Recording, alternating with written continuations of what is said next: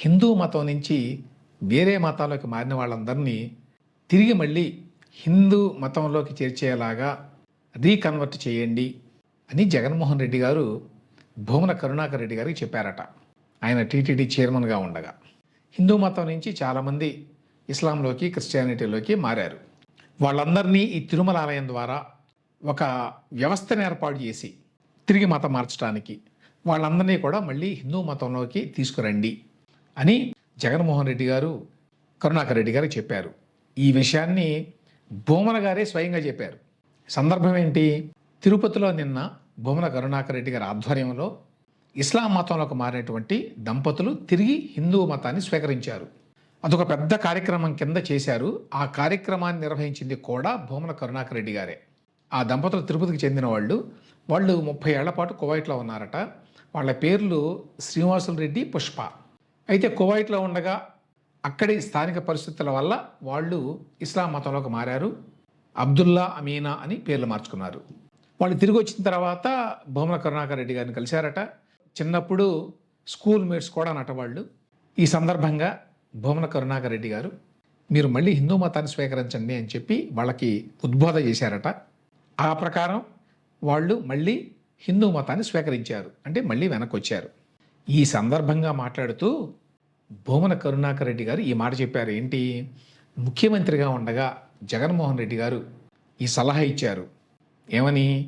హిందూ మతం నుంచి చాలామంది వేరే మతాల్లోకి చేరారు. వాళ్ళందరినీ మళ్ళీ తిరిగి హిందూ మతంలోకి తీసుకురావాలి.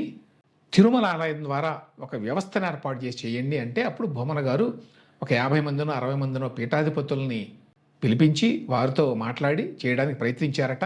హిందువులు మళ్ళీ హిందువులుగా మారటానికి ఒక ఉపకల్పన చేయటం జరిగింది.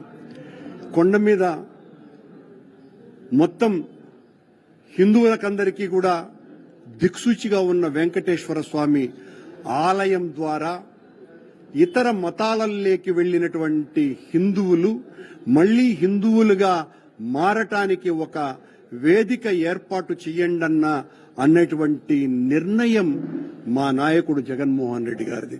ఆ రోజు ఆయన ఇచ్చినటువంటి సూచన మేరకే నేను 60 మందికి పైగా పీఠాధిపతులతో సదస్సును నిర్వహించి వాళ్లందరితోనూ చర్చించి ఒక సమిష్టి నిర్ణయం వెంకటేశ్వర స్వామి ఆలయం ద్వారా హిందువులుగా మళ్లీ పునఃస్వీకరణ చేసే విధంగా ఒక వేదిక ఏర్పాటు చేయాలని పెద్ద ఎత్తున దాన్ని ప్రకటించటం కూడా జరిగింది.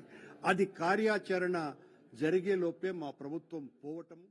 స్వయంగా జగన్మోహన్ రెడ్డి గారే హిందూ మతాన్ని బలోపేతం చేయడానికి మతం మారిన వాళ్ళందరినీ తిరిగి హిందూ మతంలోకి తీసుకురండి అని చెప్పాడు అనేది మామూలు విషయం కాదు. ఎందుకంటే జగన్మోహన్ రెడ్డి గారి కుటుంబమే ఎప్పుడో మతం మార్చుకుంది. వాళ్ళు ప్రాక్టీసింగ్ క్రిస్టియన్స్, చాలా క్రైస్తవం పట్ల చాలా భక్తిభావాలు ఉన్నటువంటి కుటుంబం అది. అటువంటి కుటుంబం నుంచి వచ్చినటువంటి జగన్మోహన్ రెడ్డి గారు ఈ రకమైనటువంటి సలహా ఇచ్చారు భూమనకి అంటే మామూలు విషయం కాదు. మిగతా మతాలకు వెళ్ళిన వాళ్ళంతా మళ్ళీ హిందూ మతంలోకి మార్చండి అని చెప్పి మామూలుగా ఒక ముఖ్యమంత్రి చెప్పొచ్చా అంటే చెప్పకూడదు. ఎందుకంటే మనది సెక్యులర్ రాజ్యాంగం. అట్లీస్ట్ ఆన్ పేపర్ ప్రభుత్వాలకు మతాలతో పని లేదు, మత మార్పిళ్లతో పని లేదు. అయినా కూడా జగన్మోహన్ రెడ్డి గారు మరి అంత పెద్ద మాట చెప్పారు అంటే మామూలు విషయం కాదు.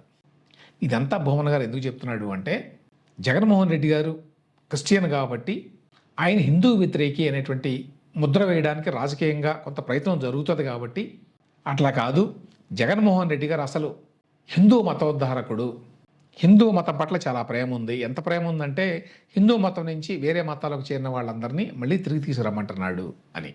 అసలు భూమన గారు ఈ శ్రీనివాసులరెడ్డి, పుష్ప అనే దంపతులనే తిరిగి హిందూ మతంలోకి తీసుకొచ్చారు అంటే ఎం నాగేశ్వరరావు గారు సిబిఐ మాజీ డైరెక్టర్ ఒక ట్వీట్ చేశారు. ఏమని? వీళ్ళని చేశారు, చాలా బాగుంది, అభినందనలు. కానీ మీ నాయకుడైనటువంటి జగన్మోహన్ రెడ్డి గారి దంపతులను కూడా మళ్ళీ మీరు తిరిగి హిందూ మతంలోకి తీసుకురండి అన్నాడు.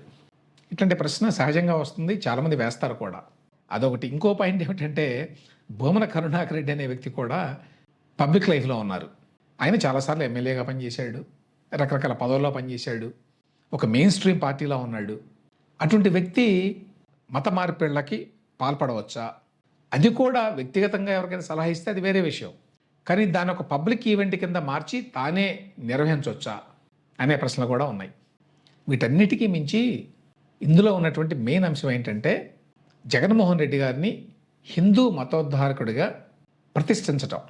ఆయన వేరే మతం కాబట్టి హిందువులకు వ్యతిరేకం అని చెప్పి అనుకుంటారేమో అనేటువంటి ఒక జెన్యూన్ ఫియర్ పొలిటికల్గా.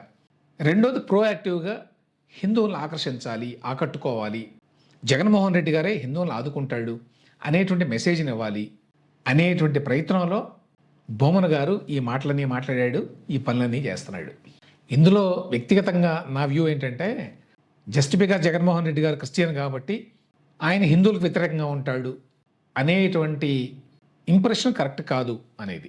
ఎందుకంటే అతను రాజకీయాల్లో ఉన్నాడు, అధికారం కావాలి కాబట్టి మెజారిటీ ప్రజలు హిందువులు కాబట్టి వాళ్ళ ఓట్లు కావాలి కాబట్టి అతను దాన్ని పడంగా పెట్టి క్రిస్టియానిటీకి మద్దతు పలికి హిందువులను దూరం చేసుకుంటాడు అని చెప్పి అనుకోను నేను. కానీ వైఎస్ఆర్సీపీలో ఈ భయాలు ఉన్నాయి. ఆ రకమైనటువంటి ఇమేజ్ వెళుతుందేమో ప్రజల్లోకి అనేటువంటి భయం ఈ మధ్య బాగా వచ్చింది. దీన్ని రివర్స్ చేయడానికి చెవిరెడ్డి భాస్కర్ రెడ్డి కూడా చాలా ప్రయత్నిస్తున్నాడు. ఆయన కూడా రకరకాల కార్యక్రమాలు చేస్తాడు. ఇప్పుడు భూమన కరుణాకర్ రెడ్డి కూడా ఇదే టేకప్ చేశారు. జగన్మోహన్ రెడ్డి గారు హిందువులకు మిత్రుడు, హిందూ మతానికి ఎంతో సేవ చేయాలని చెప్పి అనుకుంటున్నాడు ఆయన అనేటువంటి మెసేజ్ని జనంలోకి తీసుకెళ్ళాలి అనేటువంటి ప్రయత్నంలో ఇదంతా కూడా భాగం.